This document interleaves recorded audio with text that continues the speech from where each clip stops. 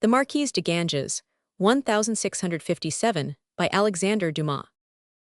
Toward the close of the year 1657, a very plain carriage with no arms painted on it stopped, about 8 o'clock one evening, before the door of a house in the Rue Hautefeuille, at which two other coaches were already standing.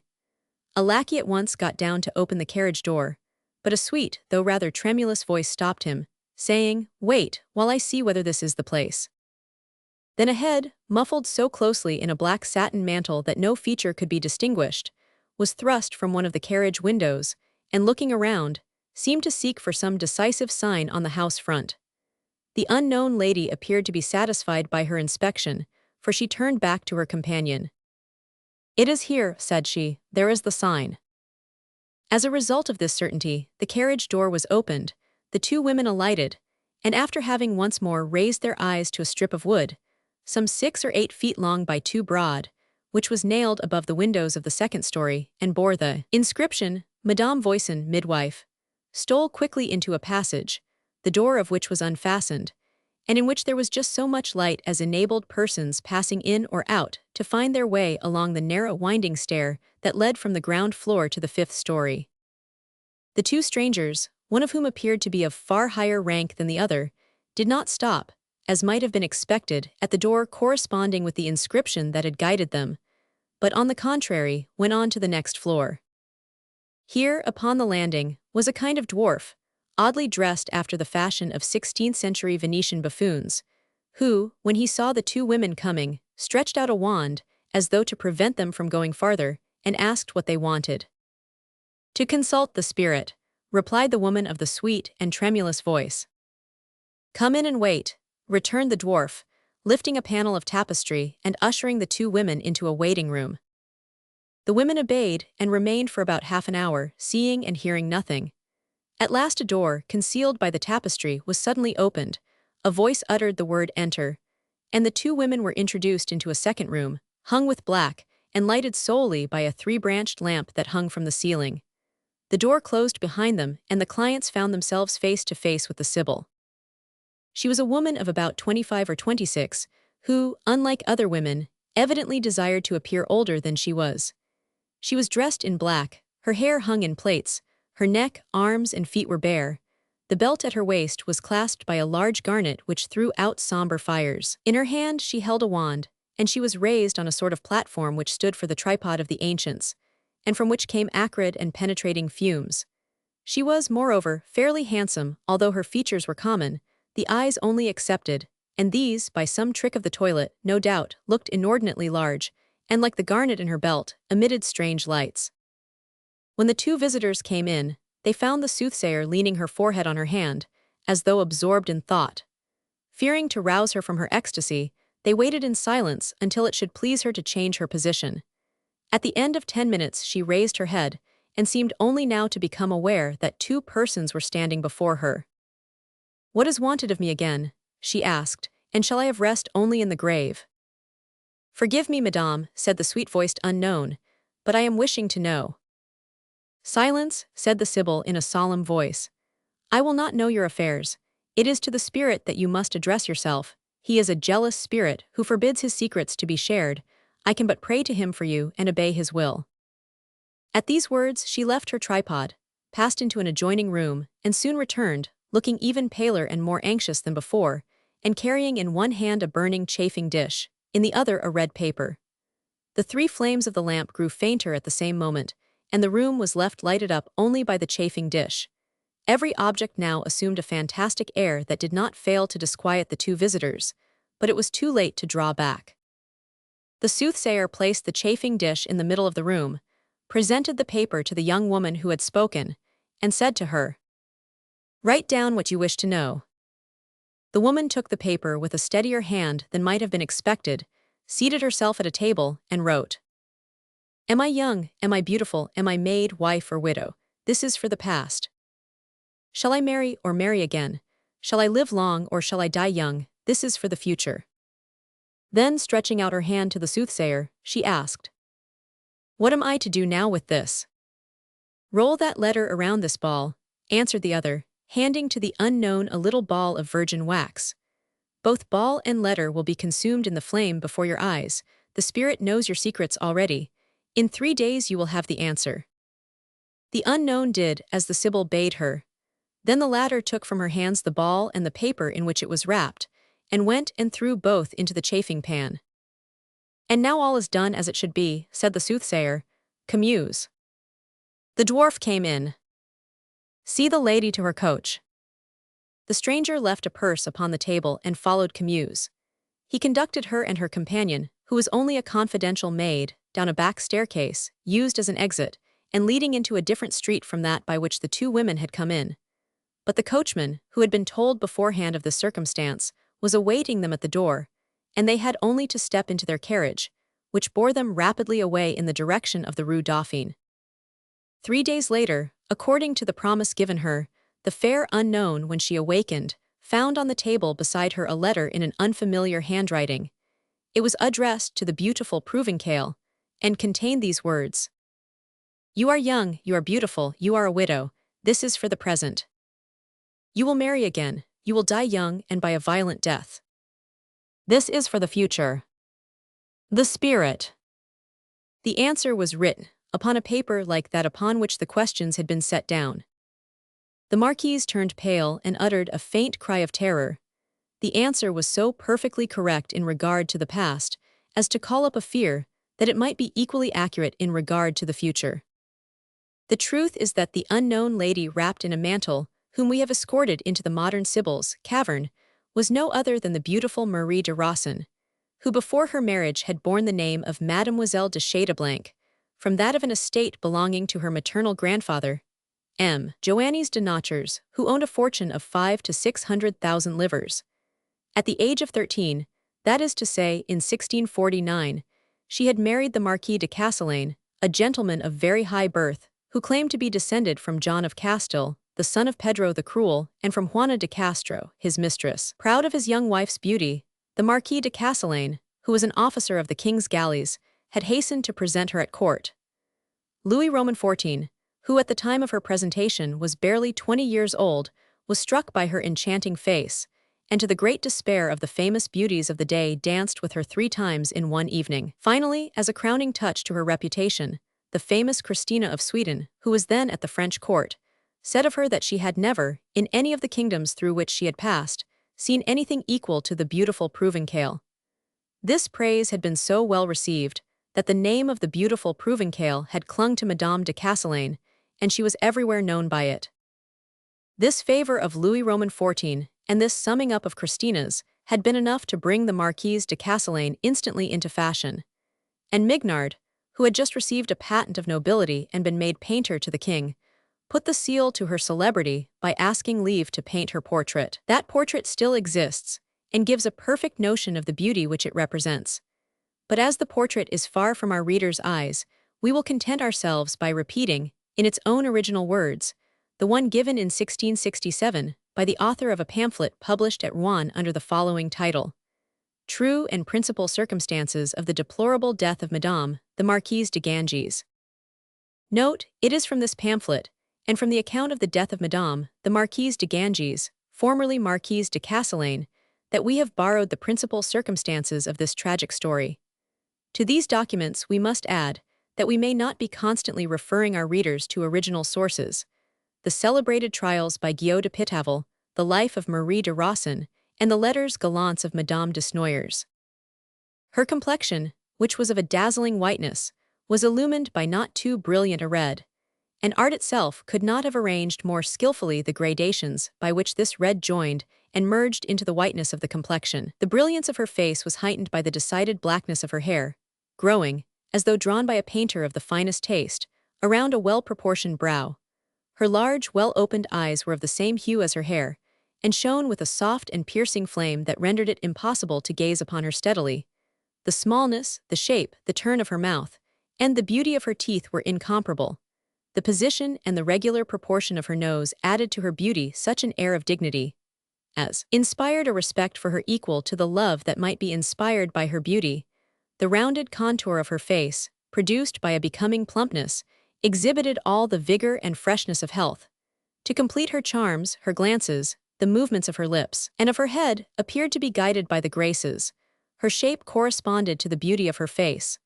Lastly, her arms, her hands, her bearing, and her gait were such that nothing further could be wished to complete the agreeable presentment of a beautiful woman.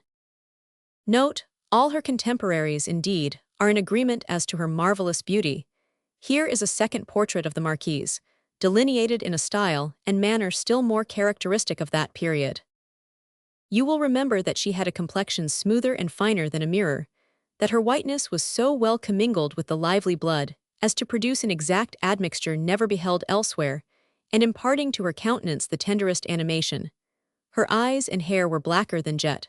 Her eyes, I say, of which the gaze could scarce, from their excess of luster, be supported, which have been celebrated as a miracle of tenderness and sprightliness, which have given rise, 1,000 times, to the finest compliments of the day, and have been the torment of many a rash man, must excuse me, if I do not pause longer to praise them, in a letter. Her mouth was the feature of her face which compelled the most critical to avow that they had seen none of equal perfection, and that by its shape, its smallness, and its brilliance, it might furnish a pattern for all those others whose sweetness and charms had been so highly vaunted. Her nose conformed to the fair proportion of all her features. It was, that is to say, the finest in the world. The whole shape of her face was perfectly round, and of so charming a fullness that such an assemblage of beauties was never before seen together. The expression of this head was one of unparalleled sweetness, and of a majesty which she softened rather by disposition than by study. Her figure was opulent, her speech agreeable, her step noble, her demeanor easy, her temper sociable, her wit devoid of malice, and founded upon great goodness of heart. It is easy to understand that a woman thus endowed could not, in a court where gallantry was more pursued than in any other spot in the world, escape the calumnies of rivals. Such calumnies, however, never produced any result, so correctly, even in the absence of her husband, did the Marquise contrive to conduct herself. Her cold and serious conversation, rather concise than lively, rather solid than brilliant, contrasted, indeed, with the light turn, the capricious and fanciful expressions employed by the wits of that time. The consequence was that those who had failed to succeed with her tried to spread a report that the Marquise was merely a beautiful idol, virtuous with the virtue of a statue. But though such things might be said and repeated in the absence of the Marquise, from the moment that she appeared in a drawing-room, from the moment that her beautiful eyes and sweet smile added their indefinable expression to those brief, hurried, and sensible words that fell from her lips, the most prejudiced came back to her, and were forced to own that God had never before created anything that so nearly touched perfection. She was thus in the enjoyment of a triumph that backbitters failed to shake, and that scandal vainly sought to tarnish, when news came of the wreck of the French galleys in Sicilian waters, and of the death of the Marquis de Ganges, who was in command. The Marquise on this occasion, as usual, displayed the greatest piety and propriety. Although she had no very violent passion for her husband, with whom she had spent scarcely one of the 7 years during which their marriage had lasted, on receipt of the news she went at once into retreat, going to live with Madame Dumas, her mother-in-law, and ceasing not only to receive visitors but also to go out. 6 months after the death of her husband, the Marquise received letters from her grandfather, M. Joannis de Ganges, begging her to come and finish her time of mourning at Avignon. Having been fatherless almost from childhood, Mademoiselle de Châteaublanc had been brought up by this good old man, whom she loved dearly. She hastened accordingly to accede to his invitation, and prepared everything for her departure. This was at the moment when La Voisin, still a young woman, and far from having the reputation which she subsequently acquired, was yet beginning to be talked of. Several friends of the Marquise de Ganges had been to consult her, and had received strange predictions from her, some of which, either through the art of her who framed them, or through some odd concurrence of circumstances, had come true. The Marquise could not resist the curiosity with which various tales that she had heard of this woman's powers had inspired her, and some days before setting out for Avignon, she made the visit which we have narrated. What answer she received to her questions we have seen. The Marquise was not superstitious, yet this fatal prophecy impressed itself upon her mind, and left behind a deep trace, which neither the pleasure of revisiting her native place, nor the affection of her grandfather, nor the fresh admiration which she did not fail to receive, could succeed in removing. Indeed, this fresh admiration was a weariness to the Marquise, and before long she begged leave of her grandfather to retire into a convent, and to spend there the last 3 months of her mourning. It was in that place, and it was with the warmth of these poor cloistered maidens, that she heard a man spoken of for the first time, whose reputation for beauty as a man was equal to her own as a woman. This favorite of nature was the Sieur de Lenide, Marquis de Ganges, Baron of Languedoc, and Governor of Saint-Andre, in the Diocese of Uzes.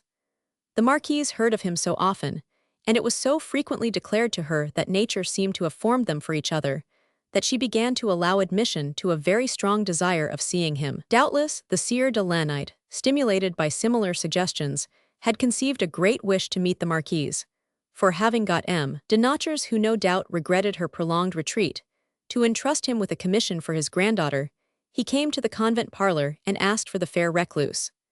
She, although she had never seen him, recognized him at the first glance, for having never seen so handsome a cavalier as he who now presented himself before her, she thought this could be no other than the Marquis de Ganges, of whom people had so often spoken to her. That which was to happen happened. The Marquise de Castellane and the Marquis de Ganges could not look upon each other without loving. Both were young, the Marquis was noble and in a good position, the Marquise was rich.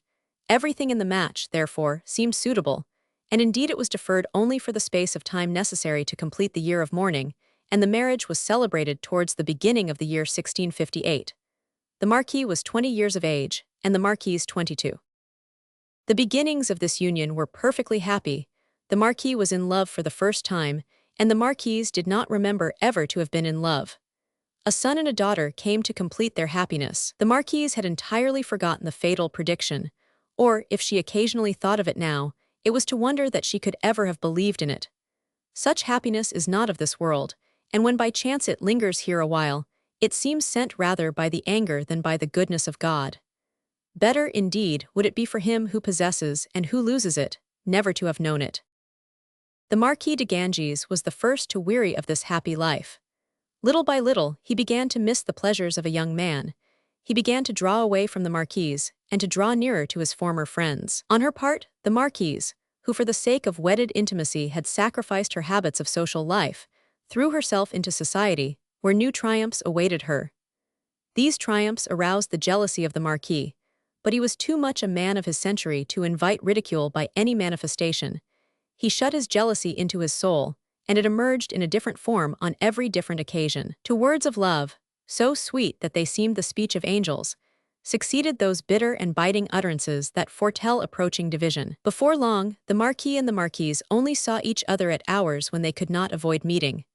Then, on the pretext of necessary journeys, and presently without any pretext at all, the Marquis would go away for 3/4 of a year, and once more the Marquise found herself widowed.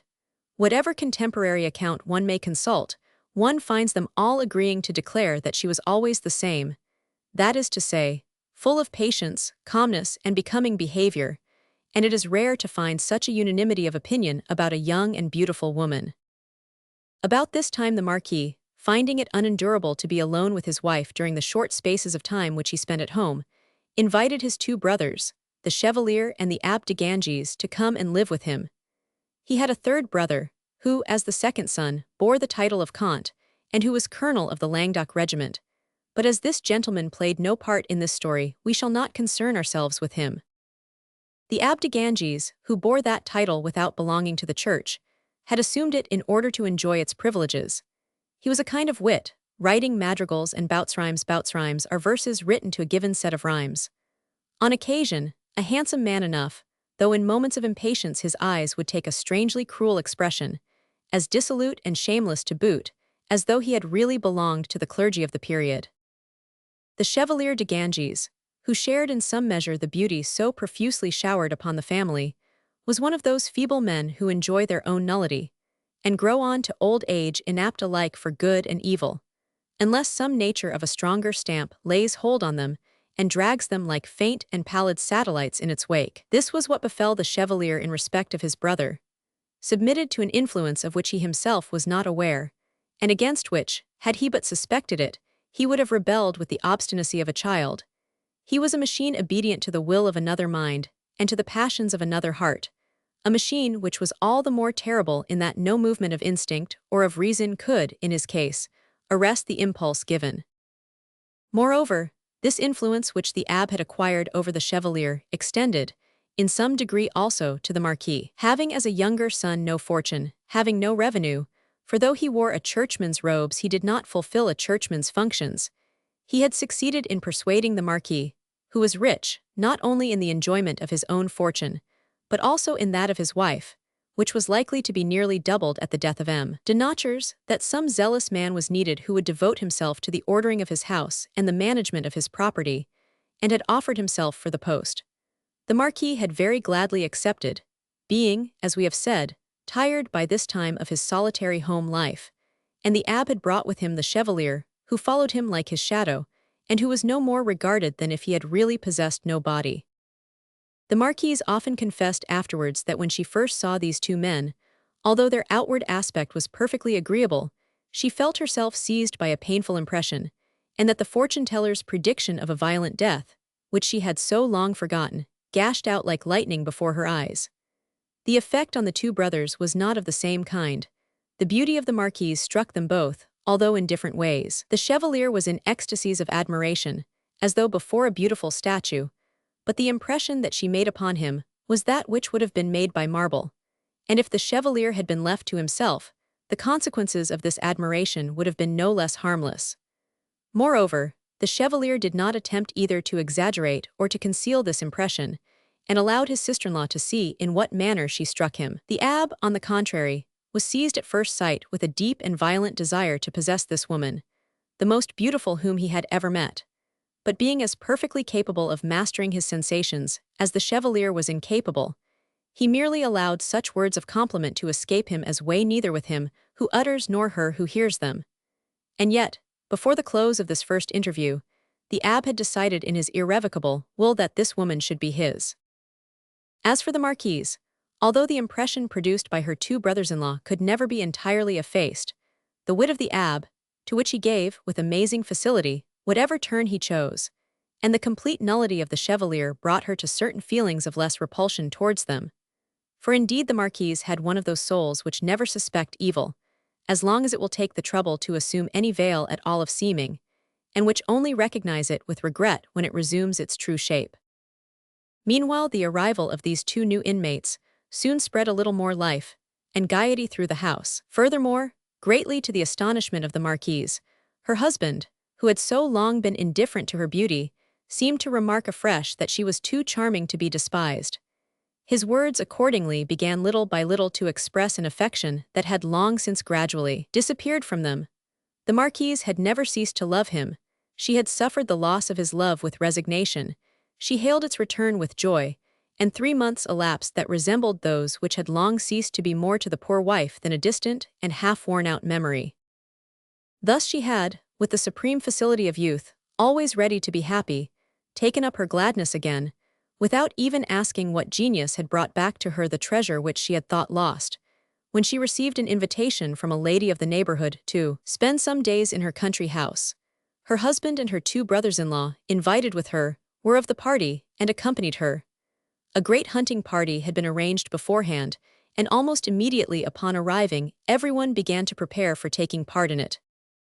The abbé, whose talents had made him indispensable in every company, declared that for that day he was the Marquise's cavalier, a title which his sister-in-law, with her usual amiability, confirmed.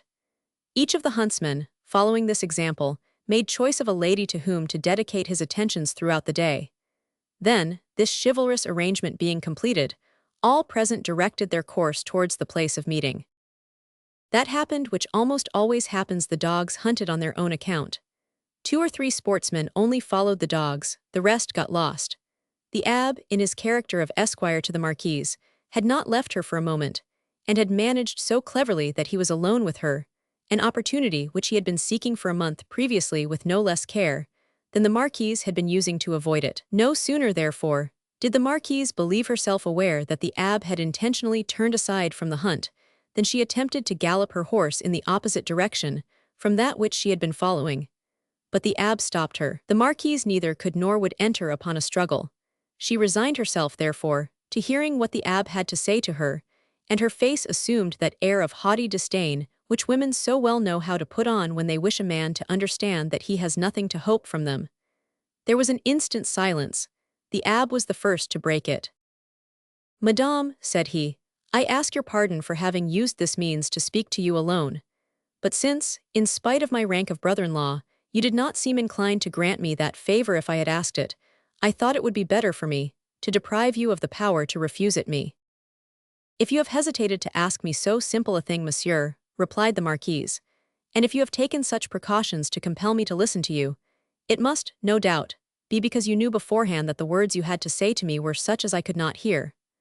Have the goodness, therefore, to reflect, before you open this conversation, that here as elsewhere I reserve the right, and I warn you of it, to interrupt what you may say at the moment when it may cease to seem to me befitting. As to that, madame, said the abbe, I think I can answer for it that whatever it may please me to say to you, you will hear to the end. But indeed the matters are so simple that there is no need to make you uneasy beforehand. I wish to ask you, madame, whether you have perceived a change in the conduct of your husband towards you. Yes, monsieur, replied the Marquise, and no single day has passed in which I have not thanked heaven for this happiness. And you have been wrong, madame, returned the abbe, with one of those smiles that were peculiar to himself. Heaven has nothing to do with it. Thank heaven for having made you the most beautiful and charming of women, and that will be enough thanksgiving without despoiling me of such as belong to my share. I do not understand you, monsieur, said the Marquise in an icy tone. Well, I will make myself comprehensible, my dear sister-in-law. I am the worker of the miracle for which you are thanking heaven, to me therefore belongs your gratitude. Heaven is rich enough not to rob the poor. You are right, monsieur. If it is really to you that I owe this return, the cause of which I did not know, I will thank you in the first place, and then afterwards I will thank heaven for having inspired you with this good thought. Yes, answered the abbe, but heaven, which has inspired me with a good thought, may equally well inspire me with a bad one, if the good thought does not bring me what I expect from it. What do you mean, monsieur? That there has never been more than one will in the family, and that will is mine. That the minds of my two brothers turn according to the fancy of that will like weathercocks before the wind, and that he who has blown hot can blow cold. I am still waiting for you to explain yourself, monsieur. Well then, my dear sister-in-law, since you are pleased not to understand me, I will explain myself more clearly. My brother turned from you through jealousy. I wish to give you an idea of my power over him, and from extreme indifference I have brought him back, by showing him that he suspected you wrongly to the ardors of the warmest love. Well, I need only tell him that I was mistaken, and fix his wandering suspicions upon any man whatever, and I shall take him away from you, even as I have brought him back. I need give you no proof of what I say. You know perfectly well that I am speaking the truth. And what object had you, in acting this part? To prove to you, madame, that at my will I can cause you to be sad or joyful, cherished or neglected, adored or hated. Madame, listen to me, I love you. You insult me, monsieur, cried the Marquise, trying to withdraw the bridle of her horse from the abbe's hands. No fine words, my dear sister-in-law, for with me, I warn you, they will be lost. To tell a woman one loves her is never an insult, only there are 1,000 different ways of obliging her to respond to that love. The error is to make a mistake in the way that one employs, that is the whole of the matter. And may I inquire which you have chosen? Asked the Marquise, with a crushing smile of contempt. The only one that could succeed with a calm, cold, strong woman like you, the conviction that your interest requires you to respond to my love. Since you profess to know me so well, answered the Marquise, with another effort as unsuccessful as the former to free the bridle of her horse, you should know how a woman like me would receive such an overture. Say to yourself what I might say to you, and above all, what I might say to my husband. The abbe smiled. Oh, as to that, he returned, you can do as you please, madame. Tell your husband whatever you choose. Repeat our conversation word for word. Add whatever your memory may furnish, true or false, that may be most convincing against me. Then, when you have thoroughly given him his cue, when you think yourself sure of him, I will say 2 words to him and turn him inside out like this glove. That is what I had to say to you, madame. I will not detain you longer. You may have in me a devoted friend or a mortal enemy. Reflect. At these words, the abbe loosed his hold upon the bridle of the Marquise's horse and left her free to guide it as she would. The Marquise put her beast to a trot, so as to show neither fear nor haste. The abbe followed her, and both rejoined the hunt. The abbe had spoken truly. The Marquise, notwithstanding the threat which she had made, reflected upon the influence which this man had over her husband, and of which she had often had proof, she kept silence therefore, and hoped that he had made himself seem worse than he was to frighten her. On this point she was strangely mistaken. The abbe, however, wished to see, in the first place, whether the marquise's refusal was due to personal antipathy or to real virtue. The chevalier, as has been said, was handsome. He had that usage of good society which does instead of mind, and he joined to it the obstinacy of a stupid man. The abbe undertook to persuade him that he was in love with the marquise. It was not a difficult matter. We have described the impression made upon the chevalier by the first sight of Madame de Ganges. But, owing beforehand the reputation of austerity that his sister-in-law had acquired, he had not the remotest idea of paying court to her, yielding, indeed, to the influence which she exercised upon all who came in contact with her. The chevalier had remained her devoted servant, and the marquise, having no reason to mistrust civilities which she took for signs of friendliness, and considering his position as her husband's brother, treated him with less circumspection than was her custom. The abbe sought him out, and having made sure they were alone, said, "Chevalier, we both love the same woman, and that woman is our brother's wife. Do not let us thwart each other. I am master of my passion, and can the more easily sacrifice it to you that I believe you are the man preferred. Try, therefore, to obtain some assurance of the love which I suspect the marquise of having for you. And from the day when you reach that point I will withdraw, but otherwise, if you fail, give up your place civilly to me, that I may try, in my turn, whether her heart is really impregnable, as everybody says." The chevalier had never thought of the possibility of winning the marquise. But from the moment in which his brother, with no apparent motive of personal interest, aroused the idea that he might be beloved, every spark of passion and of vanity that still existed in this automaton took fire, and he began to be doubly assiduous and attentive to his sister-in-law. She, who had never suspected any evil in this quarter, treated the chevalier at first with a kindliness that was heightened by her scorn for the abbe. But before long, the chevalier, misunderstanding the grounds of this kindliness, explained himself more clearly. The marquise, amazed and at first incredulous, allowed him to say enough to make his intentions perfectly clear. Then she stopped him, as she had done the abbe, by some of those galling words which women derive from their indifference even more than from their virtue. At this check, the chevalier, who was far from possessing his brother's strength and determination, lost all hope, and came candidly to own to the latter the sad result of his attentions and his love. This was what the abbe had awaited, in the first place for the satisfaction of his own vanity, and in the second place for the means of carrying out his schemes. He worked upon the chevalier's humiliation until he had wrought it into a solid hatred. And then, sure of having him for a supporter, and even for an accomplice, he began to put into execution his plan against the marquise. The consequence was soon shown in a renewal of alienation on the part of M. de Ganges, a young man whom the marquise sometimes met in society, and to whom, on account of his wit, she listened perhaps a little more willingly than to others, became, if not the cause, at least the excuse of a fresh burst of jealousy. This jealousy was exhibited, as on previous occasions, by quarrels remote from the real grievance. But the marquise was not deceived. She recognized in this change the fatal hand of her brother-in-law. But this certainty, instead of drawing her towards him, increased her repulsion, and thenceforward she lost no opportunity of showing him not only that repulsion, but also the contempt that accompanied it. Matters remained in this state for some months. Every day the marquise perceived her husband growing colder, and although the spies were invisible, she felt herself surrounded by a watchfulness that took note of the most private details of her life. As to the abbe and the chevalier, they were as usual. Only the abbe had hidden his hate behind a smile that was habitual, and the chevalier his resentment behind that cold and stiff dignity in which dull minds enfold themselves when they believe themselves injured in their vanity. In the midst of all this, M. Joannes de Ganges died, and added to the already considerable fortune of his granddaughter another fortune of from 600,000 to 700,000 livres.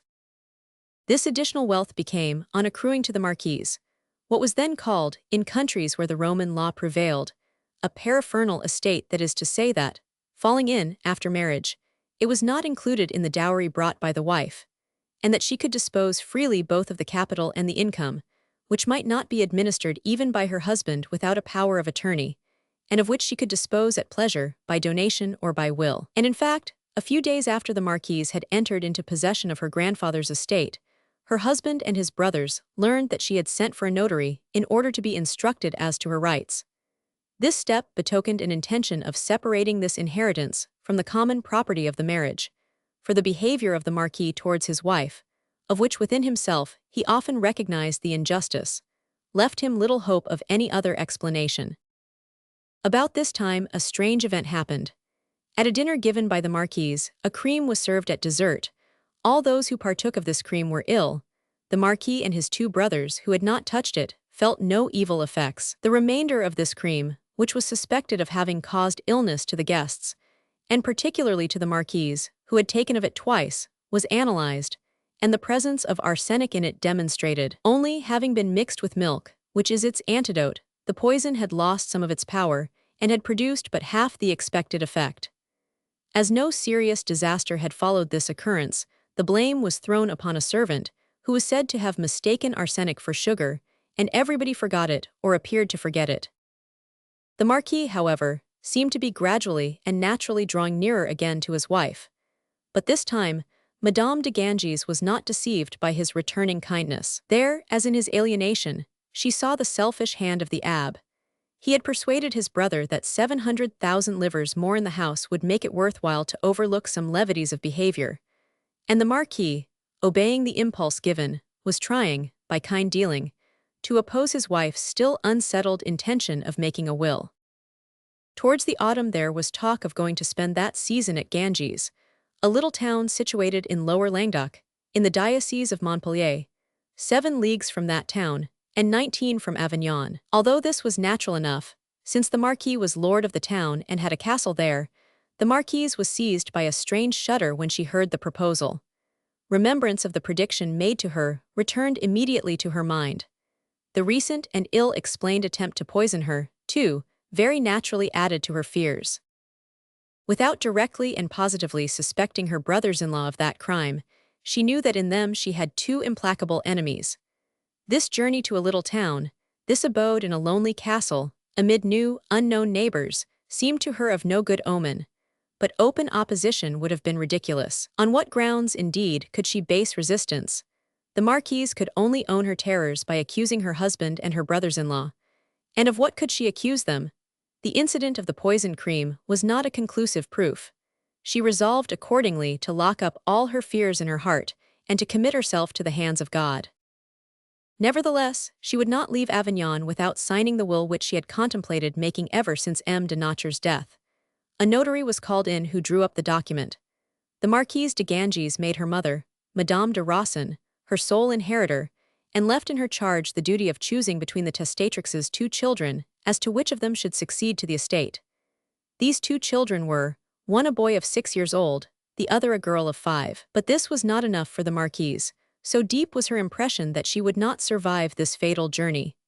She gathered together, secretly and at night, the magistrates of Avignon and several persons of quality belonging to the first families of the town, and there, before them, verbally at first, declared that, in case of her death, she begged the honorable witnesses whom she had assembled on purpose, not to recognize as valid, voluntary, or freely written, anything except the will which she had signed the day before, and affirmed beforehand that any later will which might be produced would be the effect of fraud or of violence. Then, having made this verbal declaration, the Marquise repeated it in writing, signed the paper containing it, and gave the paper to be preserved by the honor of those whom she constituted its guardians. Such a precaution, taken with such minute detail, aroused the lively curiosity of her hearers. Many pressing questions were put to the Marquise, but nothing could be extracted from her, except that she had reasons for her action which she could not declare. The cause of this assemblage remained a secret, and every person who formed part of it promised the Marquise not to reveal it. On the next day, which was that preceding her departure for Ganges, the Marquise visited all the charitable institutions and religious communities in Avignon. She left liberal alms everywhere, with the request that prayers and masses should be said for her, in order to obtain from God's grace that she should not be suffered to die without receiving the sacraments of the Church. In the evening, she took leave of all her friends with the affection and the tears of a person convinced that she was bidding them a last farewell. And finally she spent the whole night in prayer, and the maid who came to wake her found her kneeling in the same spot where she, had left her the night before.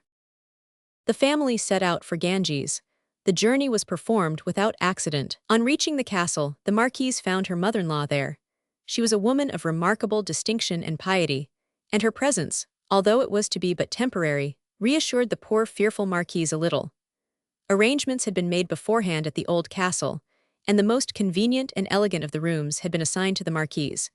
It was on the first floor, and looked out upon a courtyard shut in on all sides by stables.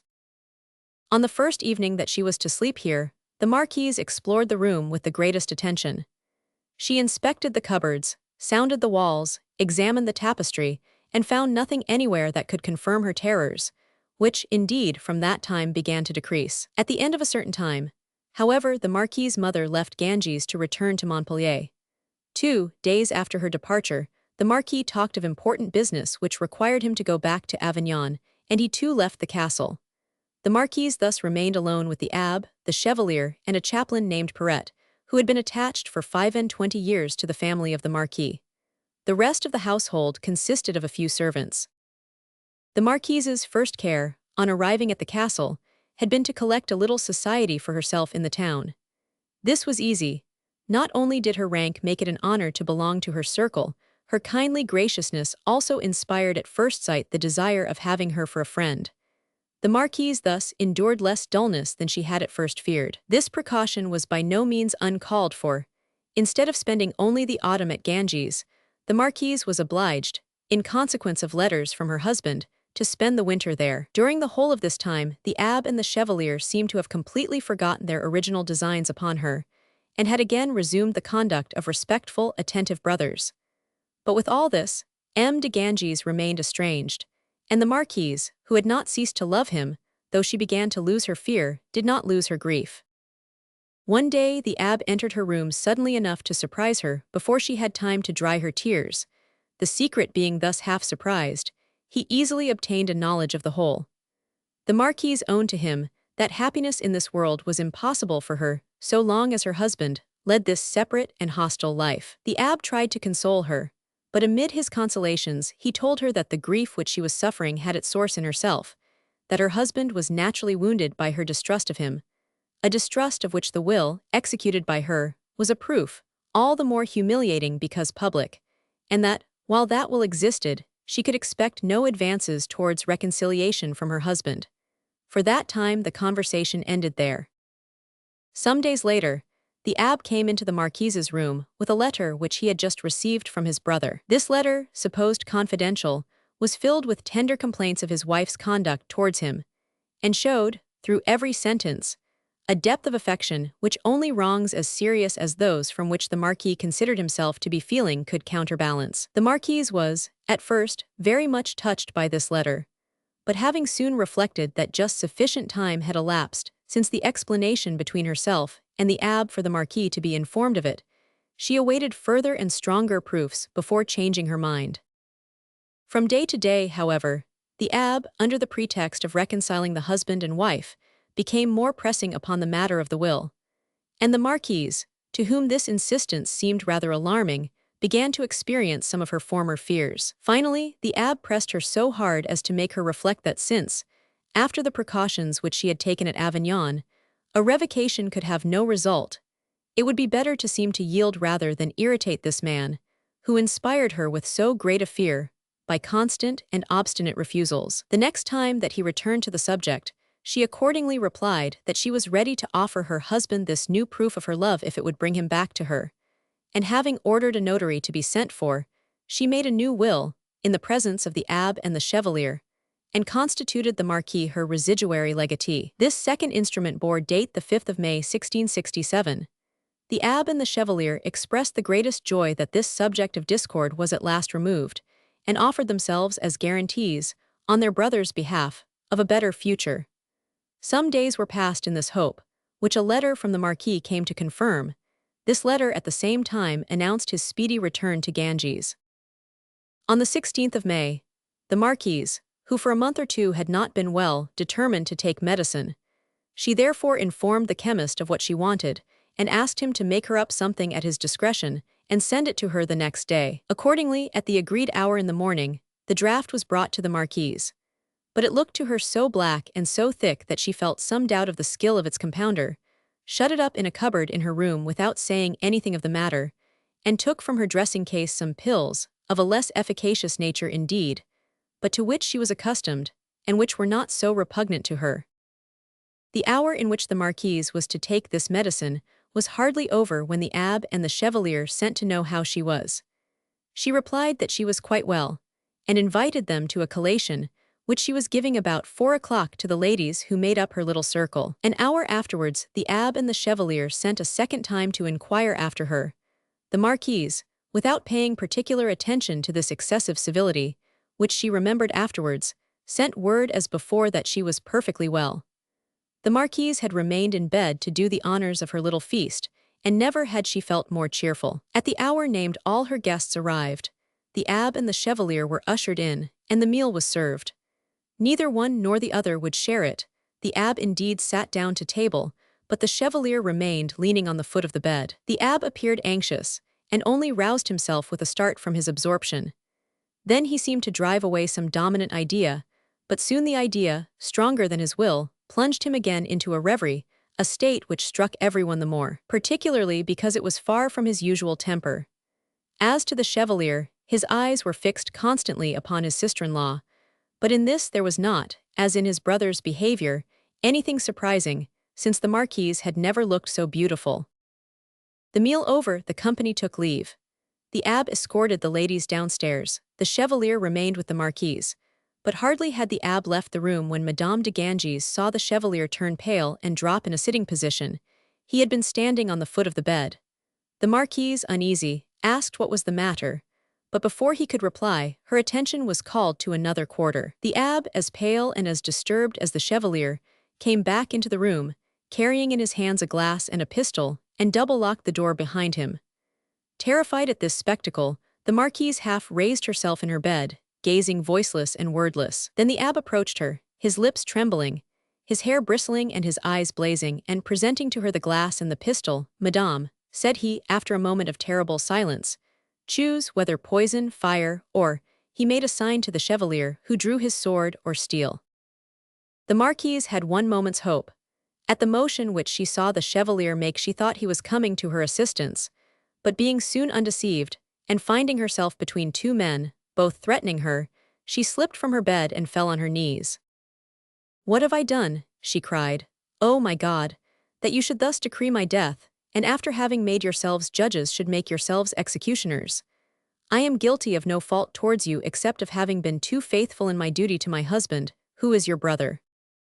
Then, seeing that it was vain to continue imploring the Abbé, whose looks and gestures spoke a mind made up, she turned towards the Chevalier. "And you too, brother," said she. "Oh God, God, you too. Oh, have pity on me in the name of heaven." But he, stamping his foot and pressing the point of his sword to her bosom, answered, "Enough, madam, enough. Take your choice without delay, for if you do not take it, we will take it for you." The Marquise turned once again to the Abbé, and her forehead struck the muzzle of the pistol. Then she saw that she must die indeed, and choosing of the 3 forms of death that which seemed to her the least terrible, "Give me the poison, then," said she, "and may God forgive you my death." With these words she took the glass, but the thick black liquid of which it was full aroused such repulsion that she would have attempted a last appeal. But a horrible imprecation from the Abbé and a threatening movement from his brother took from her the very last gleam of hope. She put the glass to her lips, and murmuring once more, "God, Savior, have pity on me," she swallowed the contents. As she did so, a few drops of the liquid fell upon her breast, and instantly burned her skin like live coals. Indeed, this infernal draught was composed of arsenic and sublimate infused in aquafortis. Then, thinking that no more would be required of her, she dropped the glass. The Marquise was mistaken. The Abbé picked it up, and observing that all the sediment had remained at the bottom, he gathered together on a silver bodkin all that had coagulated on the sides of the glass and all that had sunk to the bottom, and presenting this ball, which was about the size of a nut, to the Marquise on the end of the bodkin, he said, "Come, madame, you must swallow the holy water sprinkler."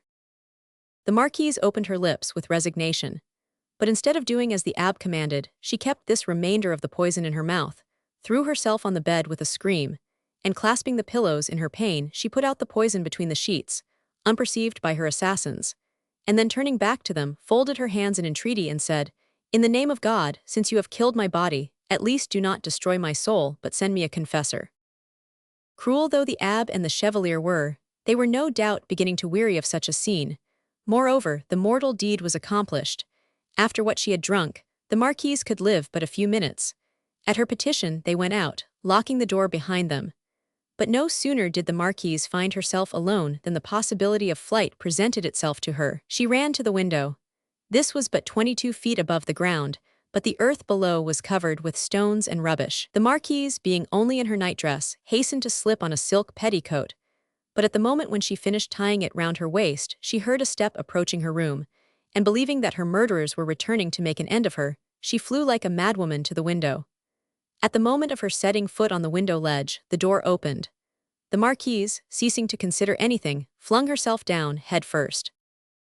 Fortunately, the newcomer, who was the castle chaplain, had time to reach out and seize her skirt. The skirt, not strong enough to bear the weight of the marquise, tore, but its resistance, slight though it was, sufficed nevertheless to change the direction of her body. The marquise, whose head would have been shattered on the stones, fell on her feet instead, and beyond their being bruised by the stones, received no injury. Half stunned though she was by her fall, the marquise saw something coming after her and sprang aside. It was an enormous pitcher of water, beneath which the priest, when he saw her escaping him, had tried to crush her. But either because he had ill carried out his attempt or because the marquise had really had time to move away, the vessel was shattered at her feet without touching her, and the priest, seeing that he had missed his aim, ran to warn the abbe and the chevalier that the victim was escaping. As for the marquise, she had hardly touched the ground, when with admirable presence of mind, she pushed the end of one of her long plates so far down her throat as to provoke a fit of vomiting. This was the more easily done that she had eaten heartily of the collation, and, happily, the presence of the food had prevented the poison from attacking the coats of the stomach so violently as would otherwise have been the case. Scarcely had she vomited when a tame boar swallowed what she had rejected, and falling into a convulsion, died immediately. As we have said, the room looked upon an enclosed courtyard, and the marquise at first thought that in leaping from her room into this court she had only changed her prison. But soon perceiving a light that flickered from an upper window of one of the stables, she ran thither, and found a groom who was just going to bed. "In the name of heaven, my good man," said she to him, "save me, I am poisoned, they want to kill me, do not desert me, I entreat you. Have pity on me, open this stable for me, let me get away, let me escape." The groom did not understand much of what the marquise said to him, but seeing a woman with disordered hair, half naked, asking help of him, he took her by the arm, led her through the stables, opened a door for her, and the marquise found herself in the street. Two women were passing. The groom put her into their hands, without being able to explain to them what he did not know himself. As for the marquise, she seemed able to say nothing beyond these words: "Save me, I am poisoned. In the name of heaven, save me." All at once she escaped from their hands and began to run like a mad woman. She had seen, 20 steps away, on the threshold of the door by which she had come, her two murderers in pursuit of her. Then they rushed after her, she shrieking that she was poisoned, they shrieking that she was mad, and all this happening amid a crowd which, not knowing what part to take, divided and made way for the victim and the murderers. Terror gave the marquise superhuman strength. The woman, who was accustomed to walk in silken shoes upon velvet carpets, ran with bare and bleeding feet over stocks and stones, vainly asking help, which none gave her. For indeed, seeing her thus, in mad flight, in a nightdress, with flying hair, her only garment a tattered silk petticoat, it was difficult not to think that this woman was, as her brothers-in-law said, mad. At last the chevalier came up with her, stopped her, dragged her, in spite of her screams, into the nearest house, and closed the door behind them, while the abbe, standing at the threshold with a pistol in his hand, threatened to blow out the brains of any person who should approach. The house into which the chevalier and the marquise had gone belonged to one M. Desprats, who at the moment was from home, and whose wife was entertaining several of her friends. The marquise and the chevalier, still struggling together, entered the room where the company was assembled. As among the ladies present were several who also visited the marquise, they immediately arose, in the greatest amazement, to give her the assistance that she implored. But the chevalier hastily pushed them aside, repeating that the marquise was mad. To this reiterated accusation, to which, indeed, appearances lent only too great a probability. The Marquise replied by showing her burnt neck and her blackened lips, and wringing her hands in pain, cried out that she was poisoned, that she was going to die, and begged urgently for milk, or at least for water. Then the wife of a Protestant minister, whose name was Madame Brunel, slipped into her hand a box of orvietan, some pieces of which she hastened to swallow, while another lady gave her a glass of water. But at the instant when she was lifting it to her mouth, the Chevalier broke it between her teeth, and one of the pieces of glass cut her lips. At this, all the women would have flung themselves upon the Chevalier. But the Marquise, fearing that he would only become more enraged, and hoping to disarm him, asked, on the contrary, that she might be left alone with him. All the company, yielding to her desire, passed into the next room. This was what the Chevalier, on his part, too, asked. Scarcely were they alone, when the Marquise, joining her hands, knelt to him, and said in the gentlest and most appealing voice that it was possible to use, "Chevalier, my dear brother, will you not have pity upon me, who have always had so much affection for you, and who, even now, would give my blood for your service? You know that the things I am saying are not merely empty words, and yet how is it you are treating me, though I have not deserved it? And what will everyone say to such dealings? Ah, brother, what a great unhappiness is mine to have been so cruelly treated by you. And yet, yes, brother, if you will deign to have pity on me and to save my life, I swear, by my hope of heaven, to keep no remembrance of what has happened, and to consider you always as my protector and my friend." All at once the Marquise rose with a great cry, and clasped her hand to her right side. While she was speaking, and before she perceived what he was doing, the Chevalier had drawn his sword, which was very short, and using it as a dagger had struck her in the breast. This first blow was followed by a second, which came in contact with the shoulder blade, and so was prevented from going farther. At these two blows the Marquise rushed towards the door of the room into which the ladies had retired, crying, "Help, he is killing me."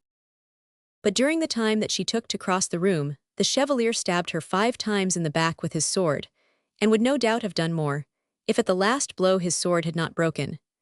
Indeed, he had struck with such force that the fragment remained embedded in her shoulder, and the Marquise fell forward on the floor, in a pool of her blood, which was flowing all round her and spreading through the room. The Chevalier thought he had killed her, and hearing the women running to her assistance, he rushed from the room. The Abbé was still at the door, pistol in hand.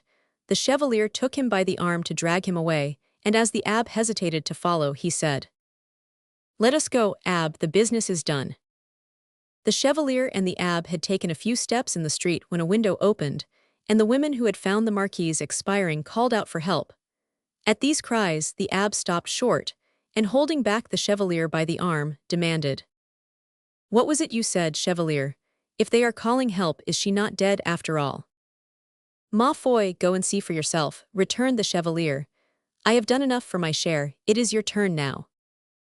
"Pardieu, that is quite my opinion," cried the Abbé, and rushing back to the house, he flung himself into the room at the moment when the women, lifting the Marquise with great difficulty, for she was so weak that she could no longer help herself, were attempting to carry her to bed. The Abbé pushed them away, and arriving at the Marquise, put his pistol to her heart.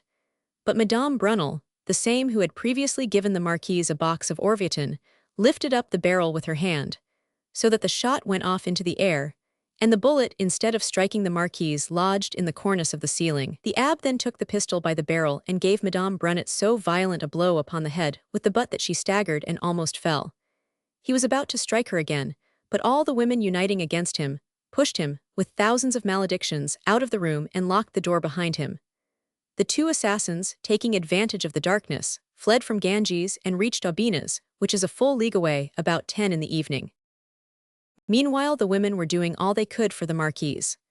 Their first intention, as we have already said, was to put her to bed, but the broken sword blade made her unable to lie down, and they tried in vain to pull it out, so deeply had it entered the bone. Then the Marquise herself showed Madame Brunel what method to take. The operating lady was to sit on the bed, and while the others helped to hold up the Marquise, was to seize the blade with both hands and, pressing her knees against the patient's back, to pull violently and with a great jerk. This plan at last succeeded, and the Marquise was able to get to bed. It was 9 in the evening, and this horrible tragedy had been going on for nearly 3 hours. The magistrates of Ganges, being informed of what had happened, and beginning to believe that it was really a case of murder, came in person with a guard to the Marquise. As soon as she saw them come in, she recovered strength, and raising herself in bed, so great was her fear, clasped her hands and besought their protection, for she always expected to see one or the other of her murderers return. The magistrates told her to reassure herself, set armed men to guard all the approaches to the house, and while physicians and surgeons were summoned in hot haste from Montpellier, they on their part sent word to the Baron de Trissan, provost of Languedoc, of the crime that had just been committed, and gave him the names and the description of the murderers. That official at once sent people after them, but it was already too late. He learned that the abbe and the chevalier had slept at Aubenas on the night of the murder, that there they had reproached each other for their unskillfulness, and had come near cutting each other's throats, that finally they had departed before daylight, and had taken a boat, near Agde, from a beach called the Gras de Palaval. The Marquis de Ganges was at Avignon, where he was prosecuting a servant of his who had robbed him of 200 crowns, when he heard news of the event. He turned horribly pale as he listened to the messenger's story, then falling into a violent fury against his brothers, he swore that they should have no executioners other than himself. Nevertheless, though he was so uneasy about the Marquise's condition, he waited until the next day in the afternoon before setting forth, and during the interval, he saw some of his friends at Avignon, without saying anything to them of the matter. He did not reach Ganges until 4 days after the murder. Then he went to the house of M. Desprats and asked to see his wife, whom some kind priests had already prepared for the meeting, and the Marquise, as soon as she heard of his arrival, consented to receive him. The Marquis immediately entered the room, with his eyes full of tears, tearing his hair, and giving every token of the deepest despair. The Marquise received her husband like a forgiving wife and a dying Christian. She scarcely even uttered some slight reproaches about the manner in which he had deserted her. Moreover, the Marquis having complained to a monk of these reproaches, and the monk having reported his complaints to the Marquise, she called her husband to her bedside, at a moment when she was surrounded by people, and made him a public apology, begging him to attribute the words that seemed to have wounded him to the effect of her sufferings, and not to any failure in her regard for him. The Marquis, left alone with his wife, tried to take advantage of this reconciliation to induce her to annul the declaration that she had made before the magistrates of Avignon. For the vice-legate and his officers, faithful to the promises made to the Marquise, had refused to register the fresh donation which she had made at Ganges, according to the suggestions of the abbe, and which the latter had sent off, the very moment it was signed, to his brother. But on this point the Marquise was immovably resolute, declaring that this fortune was reserved for her children, and therefore sacred to her, and that she could make no alteration in what had been done at Avignon, since it represented her genuine and final wishes. Notwithstanding this declaration, the Marquis did not cease to remain beside his wife, and to bestow upon her every care possible to a devoted and attentive husband. 2 days later than the Marquis de Ganges arrived Madame de Rossan. Great was her amazement, after all the rumors that were already in circulation about the Marquis, at finding her daughter in the hands of him whom she regarded as one of her murderers. But the Marquise, far from sharing that opinion, did all she could, not only to make her mother feel differently, but even to induce her to embrace the Marquis as a son. This blindness on the part of the Marquise caused Madame de Rossan so much grief that notwithstanding her profound affection for her daughter, she would only stay 2 days, and in spite of the entreaties that the dying woman made to her, she returned home, not allowing anything to stop her.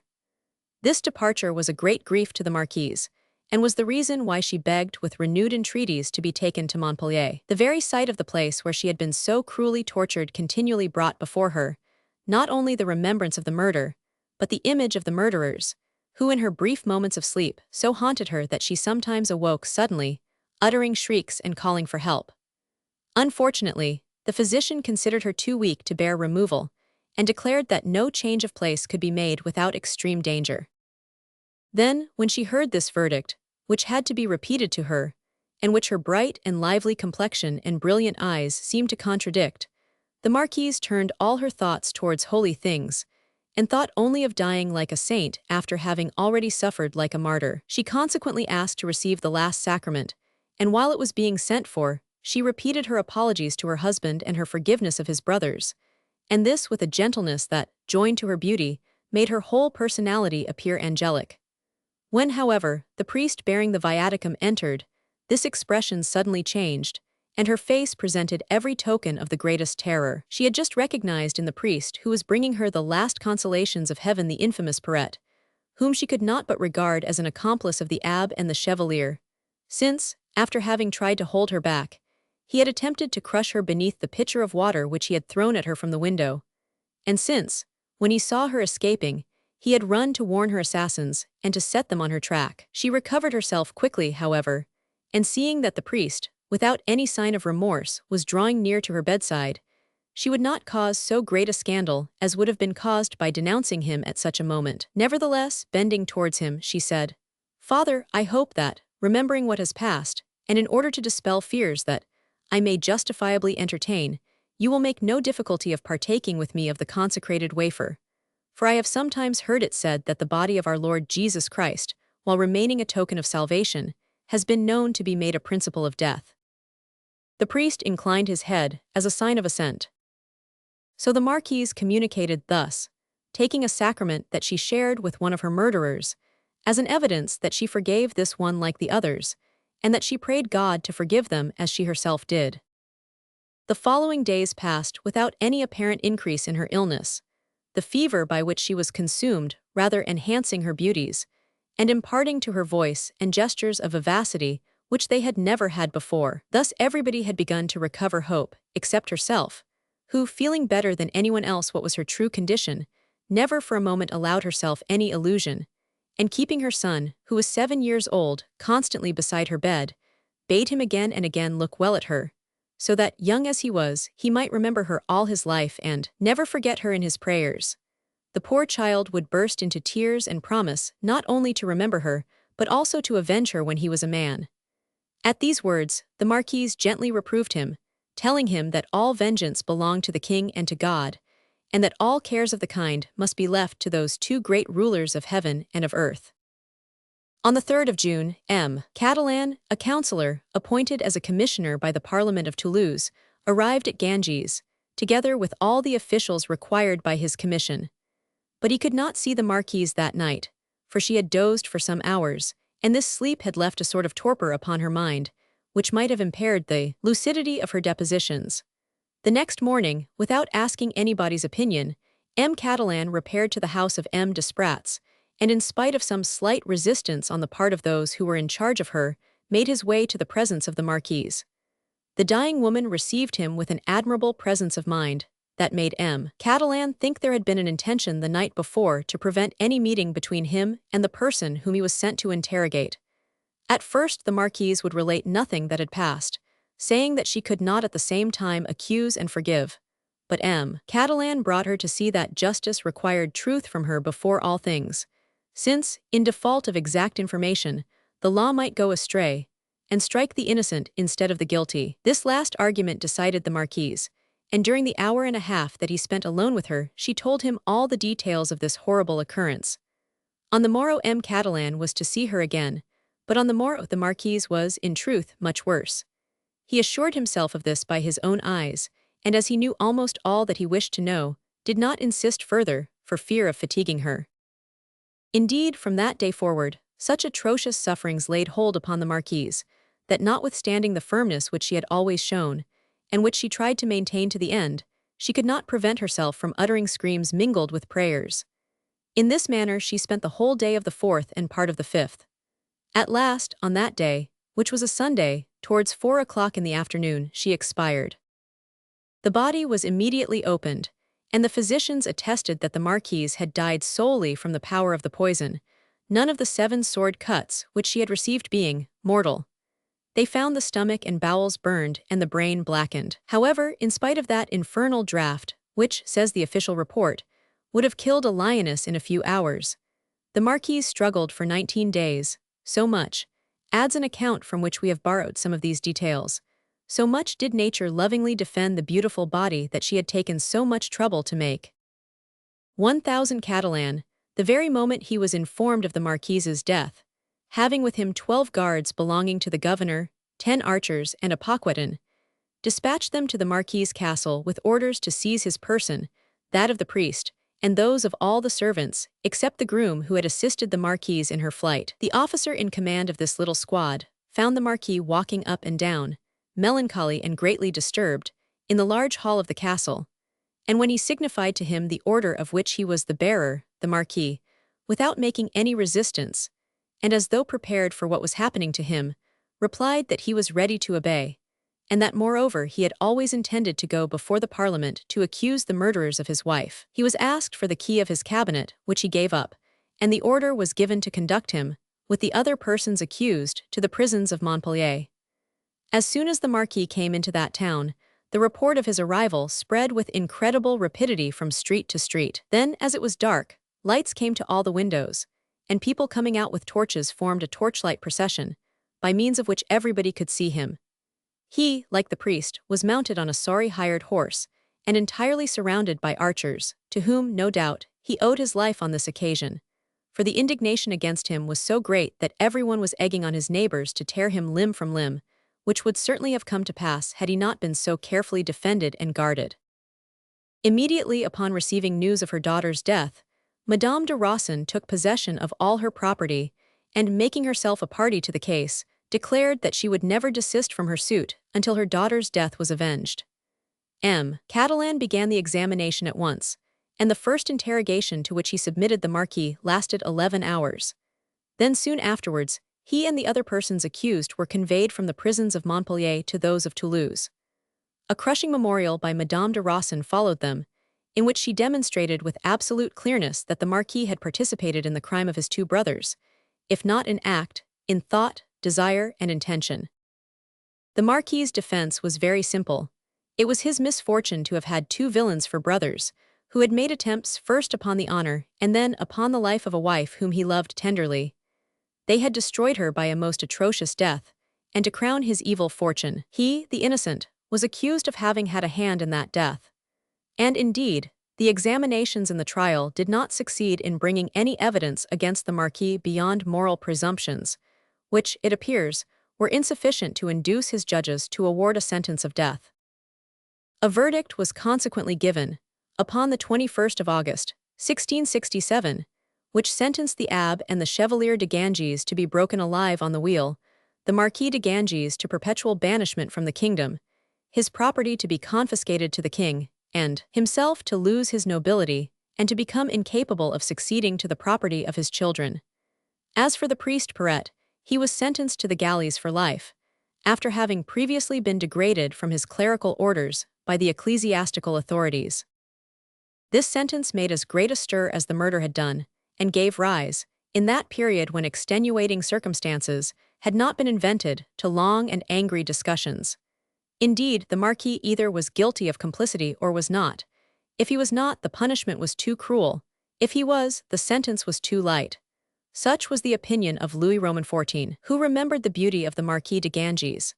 For some time afterwards, when he was believed to have forgotten this unhappy affair, and when he was asked to pardon the Marquis de la Douze, who was accused of having poisoned his wife, the king answered, "There is no need for a pardon, since he belongs to the Parliament of Toulouse, and the Marquis de Ganges did very well without one."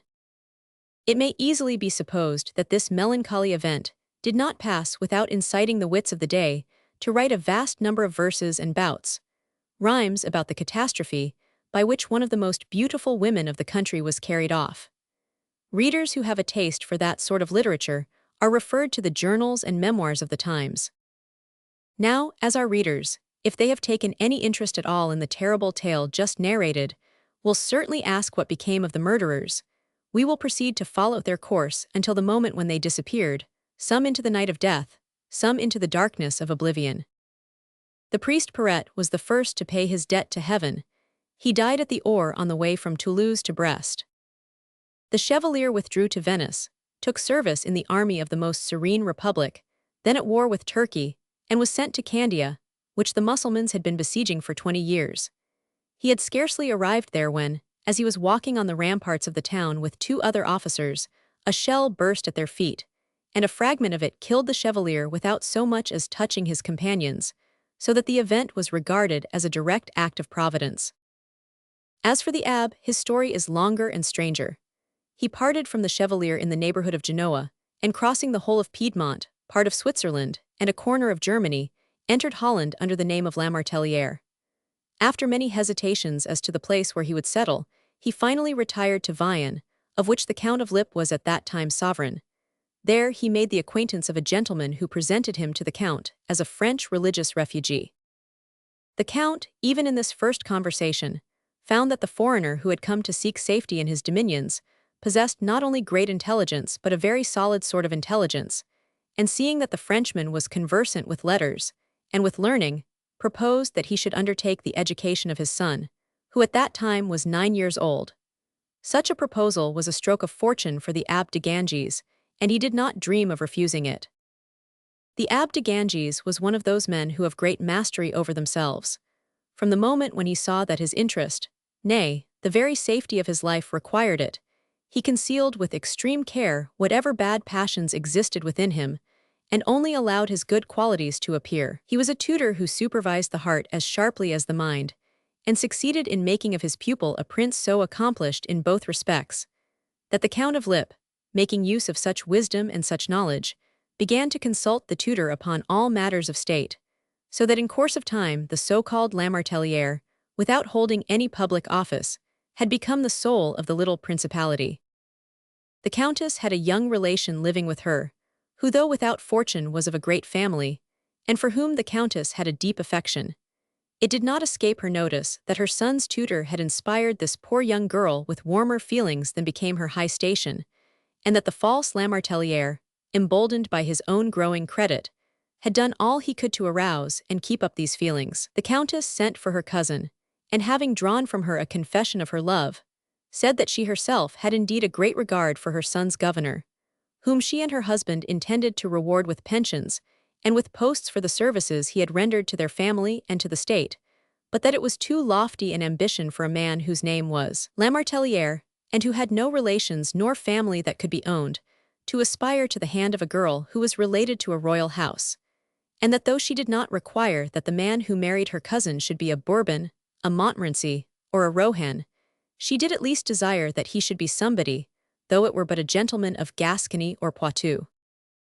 The Countess of Lip's young kinswoman went and repeated this answer, word for word, to her lover, expecting him to be overwhelmed by it. But on the contrary, he replied that if his birth was the only obstacle that opposed their union, there might be means to remove it. In fact, the Abbé, having spent 8 years at the prince's court, amid the strongest testimonies of confidence and esteem, thought himself sure enough of the prince's goodwill to venture upon the avowal of his real name.